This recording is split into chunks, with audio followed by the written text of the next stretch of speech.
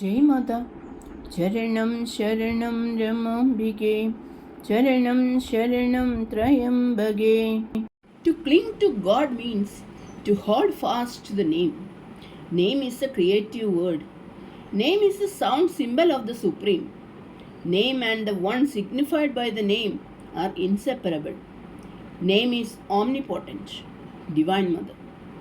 In and through the beauty and felicity of her daily life ran the symphony of Ramna. In the home, there was a small prayer room upstairs. It was lit only by the light of a lamp that burned day and night. Whenever she was free, she would rush to that room and be immersed in the japa. In the night too, she spent some hours in japa. To cling to God means to hold fast to the name. Name is the creative word. Name is the sound symbol of the Supreme. Name and the one signified by the name are inseparable. Name is omnipotent, Divine Mother. In and through the beauty and felicity of her daily life ran the symphony of Ramna. In the home, there was a small prayer room upstairs. It was lit only by the light of a lamp that burned day and night. Whenever she was free, she would rush to that room and be immersed in the japa. In the night too, she spent some hours in japa. Mother explained later how that period there never was a form of Sri Rama in her worship. The name was enough for her. Just as a fish out of water would struggle for air, she felt she could not exist without the name. Thus days passed. One day, a simple event happened as if by divine intent. A friend of Bhagavan presented him with a small book of Ramayana written in Canaris. After reading it, Bhagavan gave it to Rama. She could read and write as she had studied to the 5th class. She had heard stories of Sri Rama and Sri Krishna, but had never read any Puranas. The moment she received the book, a thrill of joy rose up in her. During the day, she had no time even to open the book. That night, in the light of an oil lamp, she sat down to read. By the mere opening of the book, such a flood of devotion came over her that she could not read for some moments. It was a simply written book, so she could read it easily. As she read of the birth of Sri Rama, the glory of God's avatar flooded her mind, and she sat with palms folded in obeisance. It was as if a treasure had been given her. She could not sleep in the night as an overpowering joy rose up in her. The intoxicating name of Sri Rama filled her being. Day by day, she read further pages. Then, without any volition on her part, the pages disappeared and the story of Rama opened out before her as a living reality. Each scene came alive, and as she witnessed each happening, the marvelous ideals of Ramayana became an innate part of her being. When the time came for Sri Rama's retreat to the forest, such was her agony that she could not continue, and tears gushed forth. She became a witness, a participant in the tender pathos, emotions, and sorrows of the Puranic past. The purity of Sita rose before her as a column of fire. Sita's Pativratya blazed before her, and she became one with Sita in the magnificence of wifely dharma. Bharata's sacrifice, Bharata's sacrifice and devotion thrilled her for days and nights. In divine avatars, through all powers, all gods dwell in them. Significant events surface to rouse and set aflame their dormant Shaktis. So also was it with Mother. When the glorious chapter in Ramayana depicting the unparalleled Dasya Bhakti of Hanuman opened out before her, she fused into that power. She was submerged in Dasya Bhakti. Her duties were accomplished with vigor and the power of Dasya Bhava. She was in the world, but out of it as a river that flows majestically with all its charm and glory, but never drinks its own water. In the days that followed, such was the intensity of her identification with the ideals of Ramayana that there was no thought of food or sleep. Around her, she could hear only the music of Ramnam. Her breath was Ram, the ticking of the clock was Ram, the birds chirping was Ram. All sounds resounded as Ramnam. In the nights, when sleep overtook her, in her consciousness, the Nama continued. Oh, the divine bliss of that intoxication, that upsurge she had to contain in her duty and service. In the onrush of that devotion, she felt at times that the divine name of Sri Rama expanded over the whole universe of name and form. At times, it even happened that when Bhagavan spoke to her, she could hear only Ramna. Seeing and sensing Bhagavan's anger at her confusion, in seclusion, intense prayer rose up in her that the devotional ecstasy of Ramnam should not come in the way of her service to her husband. Bright and gentle as a rippling stream, days, weeks, and months went by. Life held no fears for her, for everywhere she could see only the reflection of her pure self. In the midst of trials that beset her, her face mirrored only the light of serene happiness. Never did a trace of sadness or discontent mar the cheerfulness of her face. If she chanced to fail even slightly in her duties, if a frown was there on her husband's face, she redoubled her efforts. She questioned herself, and without knowledge of anyone, she resorted to penance, such as fasting, drawing the water for the garden from the well, or prostrating a given number of times in her room. Even before she read the book on Ramayana, Ramnam had a great significance for her, as I have written before. The moment the name was uttered, waves of happiness rose up in her. The mere repetition of the name was enough. She thrilled to its sweetness. She plunged into waves of joy that knew no bounds.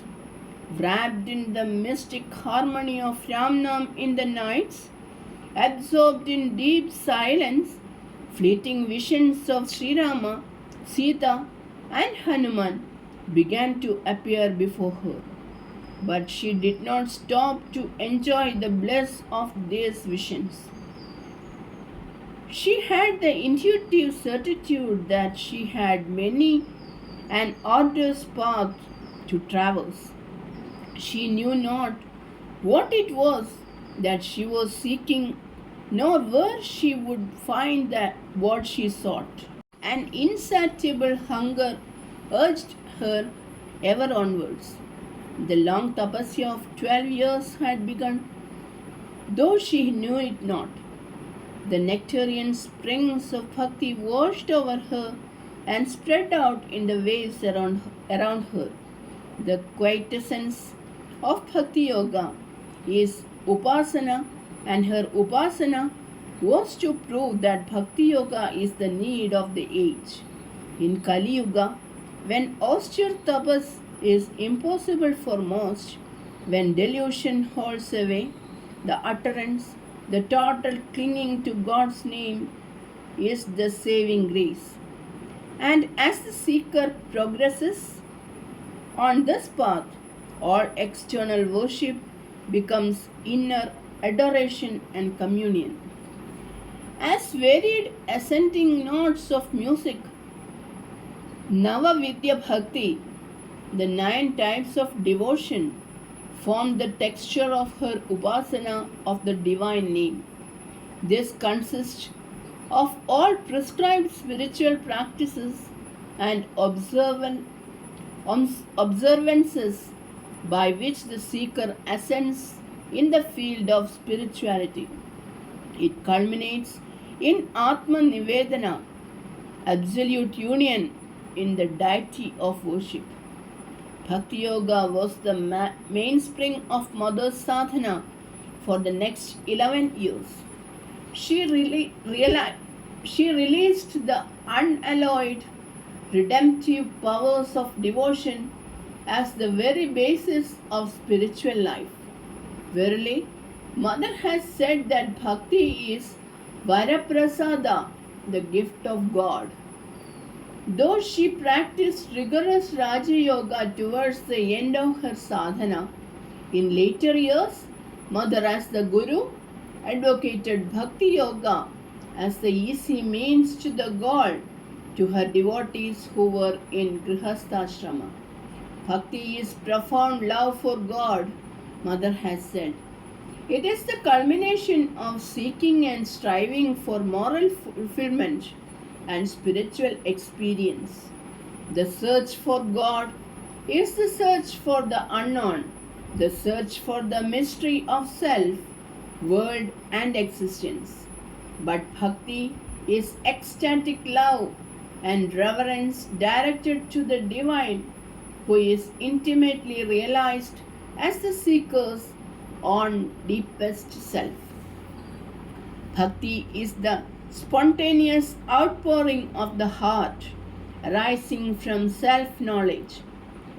It is in uninterrupted communion with the beloved on the levels of thought, emotion, ecstasy, awareness, spiritual intuition, and unitive experience. Bhakti is the queen of love, flanked and served by the twin goddesses of renunciation, tyaga, and dispassion, vairagya. When the energy of love is withdrawn from all objects and settled on God and God alone, it is known as bhakti. Bhakti is full sweetness, full of light and full of bliss. But the career of a bhakta may be one of tests and tribulations, of sacrifice and sufferings. Kings have persecuted devotees.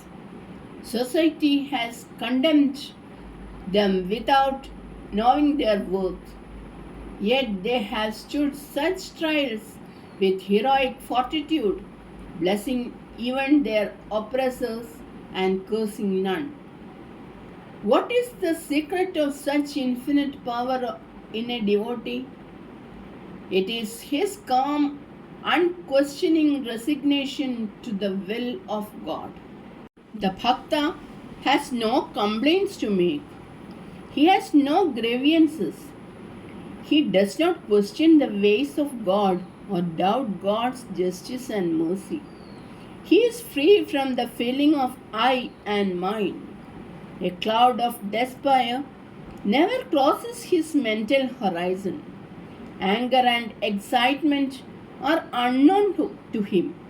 A word of curse never escapes his lips. He has no craving for anything in the world. He does not seek any favor from chance, man, or even from God. He does not petition for boons. He does not bargain with God. He does not look for any worldly comfort, for God is his only comfort. Devotion is nurtured by prayers, penitence, sacrifice, long vigils, and constant wars with one's own lower nature. But once bhakti begins to take root, tapas becomes blissful. Without knowing this background of bhakti, people consider devotion a lower order of sadhana. But bhakti is not as easy as it appears to be. It grows only in a strong, pure, and broad mind which has rejected self desire, attachments, and falsehoods for the sake of God. The only misery that a bhakta dreads is the forgetfulness of God even for a fraction of seconds. This he cannot bear. Indeed, for one who has felt the comfort of God, there is no hell more horrible than the forgetfulness of God. The joy in the empire of bhakti is endless. It is the nectar that makes one immortal.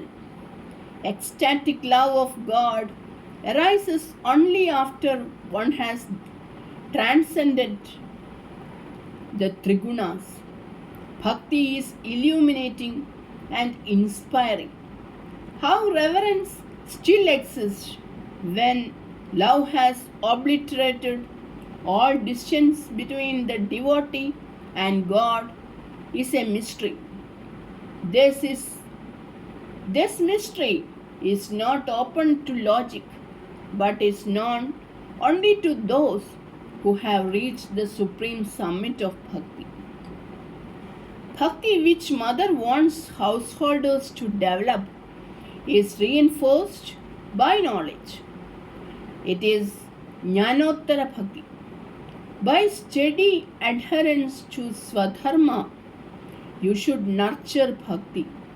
Whether you are engrossed in your duties or engaged in your adhyatmic sadhanas, your inner bond with God should remain intact. Your heart should be with God. God is your Apta Bandhu, the trustworthy friend and companion, the savior in distress. There is no one except God who is your own. Duty and dharma demand cultivation of interpersonal affinity. But understand, God alone is worthy for worship, love, and service. Love all in and through God and make your home a temple dedicated to His worship. Cling not to mortals and shadows. No one can save you. No one can love you except God. Knowing this truth, live without attachment, and gradually the sense of belonging to God will deepen and your bhava will become intense. Shraddha, bhakti, bhava, and reverence should combine in you. Then only can you enter the chamber of God. Bhava is the forerunner of bhakti. Your bhava towards God and Guru is your most precious wealth. Preserve it at all cost. Bhava infuses emotional intensity into your worship. Devotion, service, and meditation brings the mind into a state of closeness to God. The mind melts away only in intense devotional power to God. His name, form, leelas, All these should be holy, elevating, and inspiring. That is the indication of bhava. The touch of the dust of Dwaraka sends Sudama into ecstasy. That is the profundity of bhava. When knowledge ripens and deepens, it takes the form of love divine. Love is therefore not distinct from knowledge. Knowledge reveals the reality, but love alone can experience the reality in the form of the blissful personal God. God can be intimately realized only in supreme love, bhakti. Charanam Sharanam Ramambige, Charanam Sharanam Trayambage. Jai Mata.